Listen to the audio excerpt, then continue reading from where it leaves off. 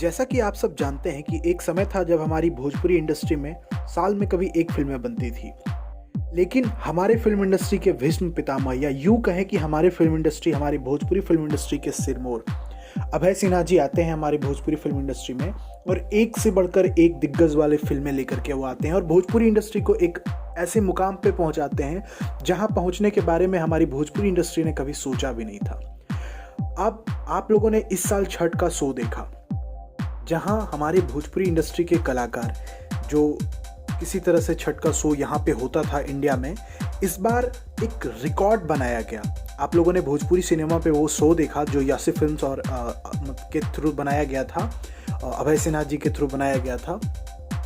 आप लोग कल्पना कर सकते हैं, इमेजिन कीजिए कि हमारी भोजपुरी इंडस्ट्री के स्टार्स